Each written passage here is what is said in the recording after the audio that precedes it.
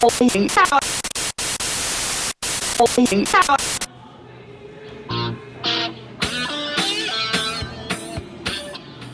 year is 1969, and the hippie festival of the century, known as Woodstock, has just finished.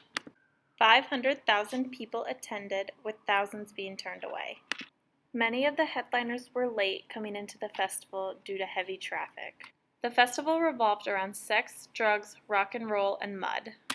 One ticket was $18 for a 3-day pass, but since the area was not blocked off, thousands came in for free. This festival was the world's most popular music festival in history. Most artwork of this time was based off of the psychedelic experiences artists felt at this festival. This was the beginning of contemporary art in the 1960s. From contemporary art, pop art emerged. Pop art was an animated version of modern culture and was very critical of what was going on socially in the world. People who have never been in a museum before know who Andy Warhol is. Cultural icon and godfather of the pop art movement, Andy Warhol was born August 6, 1928, in a working-class neighborhood of Pittsburgh, Pennsylvania. He was so rejected, and he was such a misfit, and he was this sensitive, artistic, quite unattractive gay kid in, steel country. At the age of 8, he contracted chorea, a rare disease of the nervous system, which left him bedridden for months.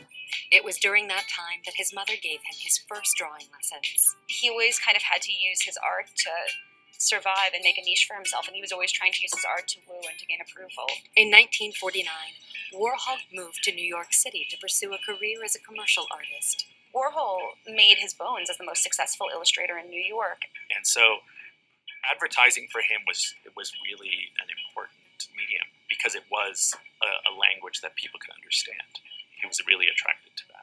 In 1952, he had his first solo exhibition at the Hugo Gallery, with 15 drawings based on the writings of Truman Capote. When Warhol first came to New York, he was totally obsessed with Truman Capote. And Capote hated him, and even later said in an interview, "This is a guy that I can't see anyone liking." Warhol was at the forefront of the emerging pop art movement, where artists used everyday consumer objects as subjects. In 1962, he debuted 32 Campbell soup cans and Gold Maryland. By taking something as omnipresent as, Campbell soup cans, something that everybody already knew about, and now saying this is art, that sort of opened a lot of doors for people to look at what could be art differently. Warhol's satirical approach to celebrity portraits, that today sell for millions of dollars, also garnered much attention. He was always sort of stepping back and laughing at things, but he couldn't really tell people he was laughing at things. In 1964, Warhol began operating out of a silver-painted and foil-draped studio nicknamed The Factory. If you were interesting, you were hanging out at the factory. Part of what makes Warhol so interesting is his ability to attract really creative and interesting people around him, and then be inspired by that and sort of pull from those ideas and turn it into his own work. It was at the factory that Warhol made his first films. He was one of the first artists ever to exhibit video as an artwork. I mean, that's pretty amazing if you think of nowadays. It's so commonplace. In 1968, factory member and radical feminist Valerie Solanas shot and nearly killed Warhol. He has a famous line where he talks about the fact that he was never sure whether half the time he was awake or he was watching television in his life, and then after he was shot, he realized he was watching television. And, there's something beautiful and very sad in that. Warhol was also famous for being a major presence in the New York nightlife scene. He was a fixture at Studio 54, where he was surrounded by celebrities. Kenny Sharp has this famous line that you knew you were at a good party in New York when Warhol showed up. Warhol died on February 22nd, 1987. In 1994, the Andy Warhol Museum opened in his hometown. Once a social outcast, Warhol rose to become one of the most legendary artists of the 20th century, whose influence still continues to grow. Warhol is everywhere. It's hard to say that any work today isn't influenced by Warhol. One of Warhol's most famous pieces today is a sarcastic and repetitive image of Marilyn Monroe. This image shows Andy Warhol's fascination with turning morbid concepts into beautiful pieces of artwork. Versace's Spring-Summer collection for 1991 was greatly inspired by the artwork of Andy Warhol. Versace loved a lively art scene and had an appreciation for all kinds of art. He saw Warhol as a soulmate to himself and used many of his pieces throughout this collection. This collection is not only greatly influenced by Andy Warhol, but also by the 1960s. You can see this throughout the teased hairstyles that the models are wearing and their vintage-style makeup.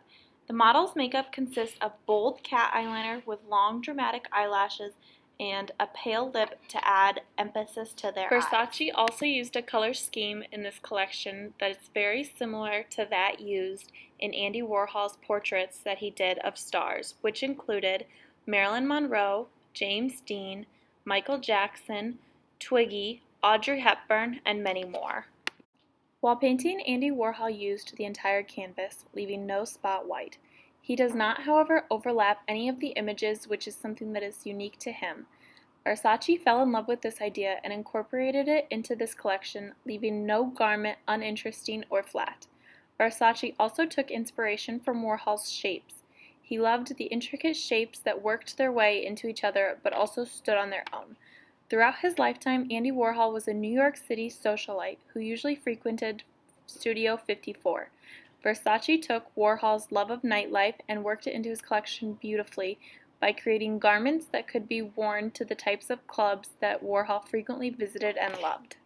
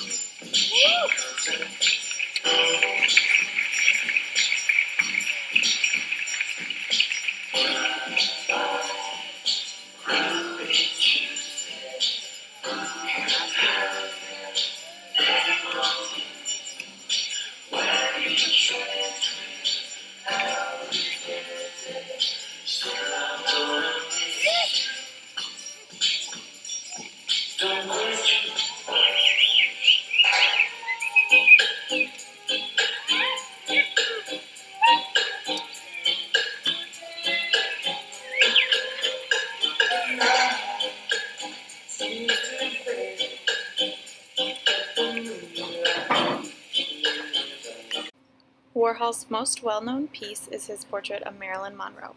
Versace took direct inspiration from this image and an image Warhol did of James Dean. You can see Andy Warhol's signature prints styled as a dress. This dress, known by the name the Andy Warhol dress, is recognizable to people everywhere.